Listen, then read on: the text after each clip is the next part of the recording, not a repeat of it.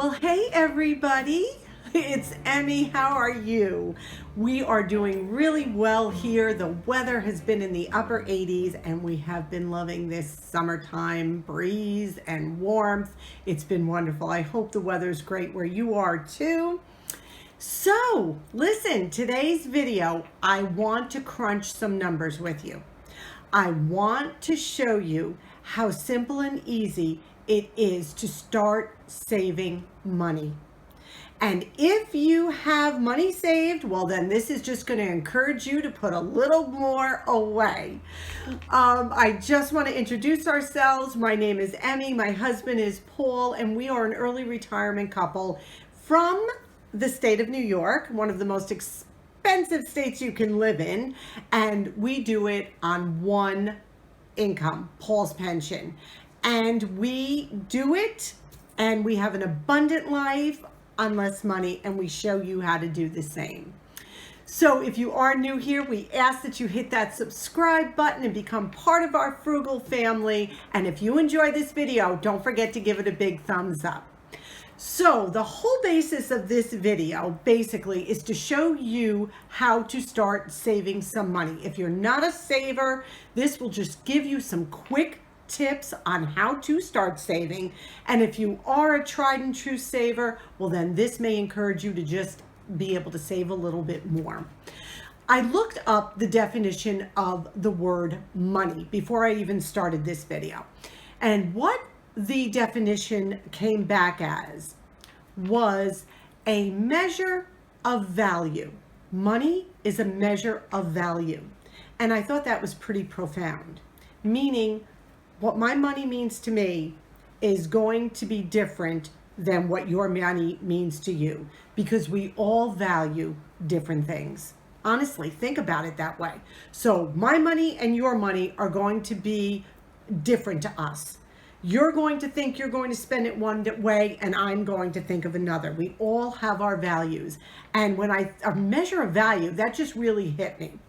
So what I wanted to do with you is show you how we are not to waste that measure of value.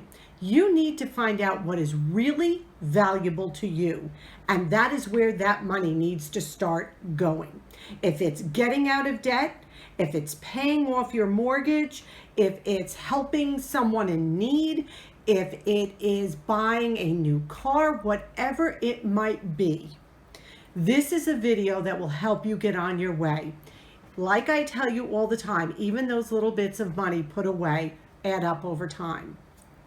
Now, you need to remember before we go into this too, is money cannot buy you the essentials in life. They cannot buy you health, happiness, healthy relationships, all those wonderful things that we are blessed with. So right there and then, we have to count our blessings even before we start going into finances. So just keep that in mind. So how do we go about saving, and where do we find the money for this? Where do we look for the money? The first thing you're going to want to do is stop comparing yourself to others. So the amount of money you can save by stop comparing yourself to others is immeasurable. It is immeasurable. It depends how far you take it.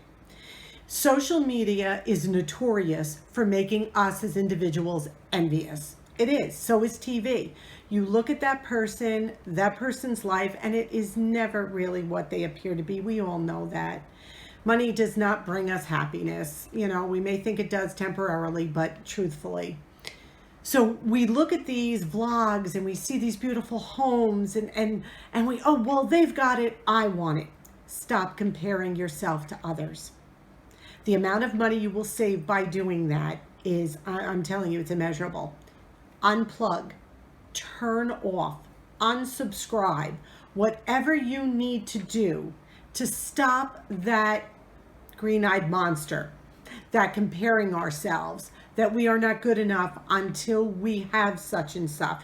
We are not good enough until our home looks like that.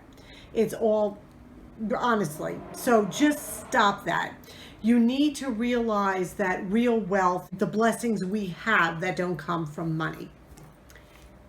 Stop buying single-use items. That's number two. What do I mean by a single-use items? Now, I don't mean a car that you drive with or a house that you live in. I'm talking about that impulse buy, the red shoes you need for that outfit. How many times are you going to wear those red shoes? The hot dog roaster that you need for the kitchen. Well, put the hot dogs in a pan and you won't have to buy the roaster. You know, the toaster oven, the toaster, the panini maker. So like single-use items that really only have one purpose. If we can start cutting back on those, again, that is a large chunk of money. Also things that don't wear well. What I mean by that, don't last very long. If you're buying, and I always say this to you, just because something costs less money doesn't mean it is of better quality. So if you're buying stuff in the dollar store and it's falling apart, then that is not a good way to spend the money. And another one is fad products. Remember those fad products. If it was going to make you younger, and if it was going to grow your hair back, and if it was going to give less wrinkles, you know what? Somebody would have discovered it a long time ago, and I think we would have all known about it. So, you know, fad products we got to watch sometimes too. That's a hefty sum right there. Another way. Identify your money spending weaknesses and avoid them. If it is online shopping, try to stay off the internet. If it is going into a dollar store, a thrift store, and dropping $35, stay out of it. Don't go to a store unless you have a list for a specific item. Think about that. Have a list before you enter a store of what you're going in there to buy. Because if you deviate from the list, then that's an impulse buy. So let's now crunch that number. We're going to say impulse buys and things like that come to maybe $35 once a week.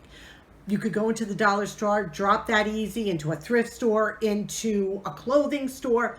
Figure this out, $35 a week over 52 weeks, $1,820 a year. Take that $35, put it away. You'll have $1,820 by the end of the year. You don't think 35 is much, but over time it adds up. This is what I'm trying to show you. Other items, things that you only need one of. I'm going to tell you, credit cards. You should not have more than one credit card. Why do you need more than one credit card? That will save you a lot of money. We only have one TV.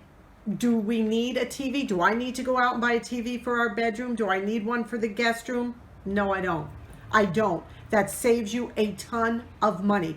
Think of an item that you only need one of. Because honestly, do we need multiples of things? No. And listen, I am guilty. Look at my Pyrex. You know, collections fall into that, and I'm bad with the Pyrex. You know that.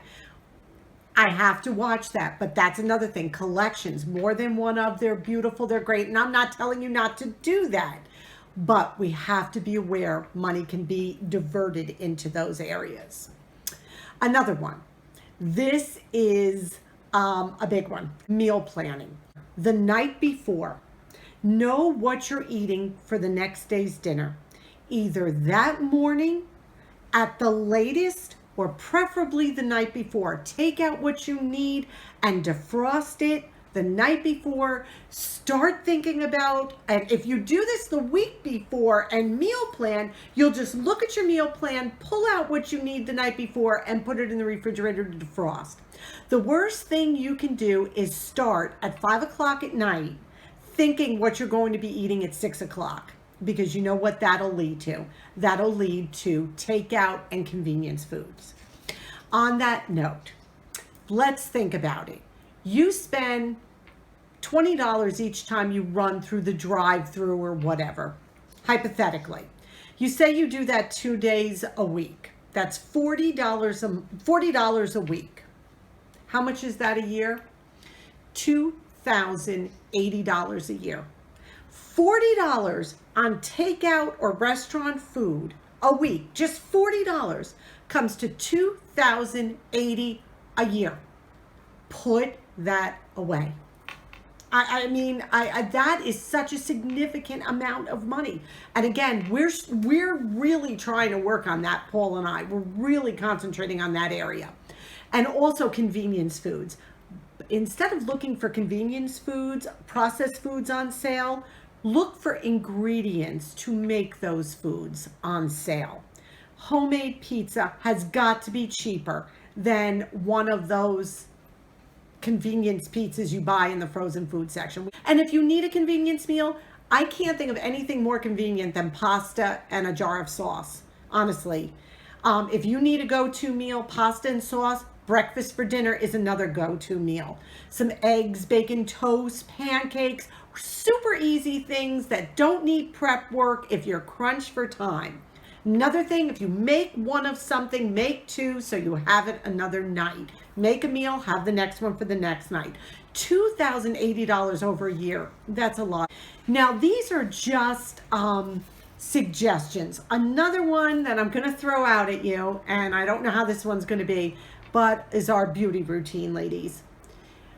Getting our nails done, getting our hair done, manicures, pedicures, expensive beauty products, things like that. They can really add up too. And remember, you are beautiful. I am telling you, you are beautiful because you are. Beauty comes from within and goes out. So, really remember that, please. Think about how much a gel manicure costs. Here, $25 a gel manicure. So if you go twice a month for a gel manicure, right? Every other week, right? So it's $50. That's $650 a year.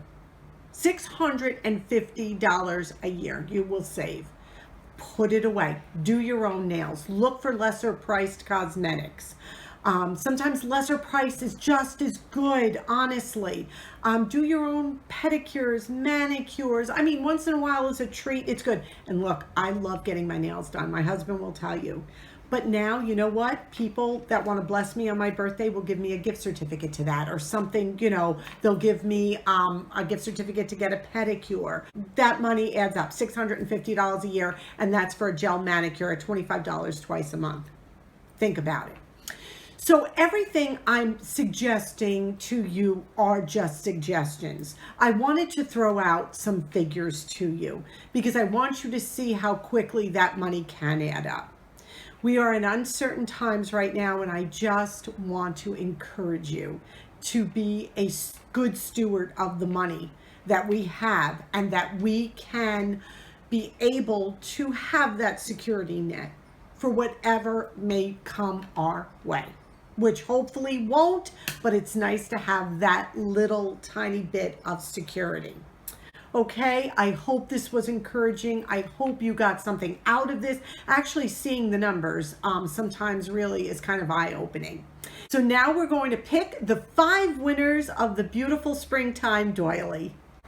I am so happy, here they are, to be able to give 5 more of these away. I think they are so pretty. And I got some beautiful feedback from some people who won them last time, how lovely they were. So that makes me feel so good. So what I'm going to do, because my husband just informed me, he is not camera worthy, so he can't be shown in the video. So what I'm going to do is I am going to, okay, here the names are. They're all the same type, size pieces of paper. Can you see that, Paul? Mm-hmm. Okay. So what I'm going to do is I'm going to pick it so that you can see me. He's going to hold it up. I'll turn my head, the whole good thing. Okay. So 5. Are you ready? Let's go. Okay. All right. The first one, mix in, mix in, mix in. Got one. Okay. The first one is, last time I didn't have my glasses and I struggled. Our Hodgepodge Home. The first winner, congratulations, is our Hodgepodge Home. Okay, second one. Ready? Nice and high. Okay. They're all the same, mind you. Next is Blessed in Bowie. B-O-W-I-E, I think it's pronounced. Bowie, I would think. Blessed in Bowie and our Hodgepodge Home. Congratulations. Okay, let's do this again. I take this very seriously. The next one is Rachel Siebert. Seibert. Rachel Siebert. Congratulations. We got another one. Okay. Not looking, not looking. Number 4. Ooh, slippery little guys. Number 4 is Danina Mullen. Danina Mullen. Congratulations. Here we go. The last one. Here we go. Up, up. You can hear them crinkling. All right, here it is. Last one. Ready? Rosebud. Oh, is that cute? Rosebud.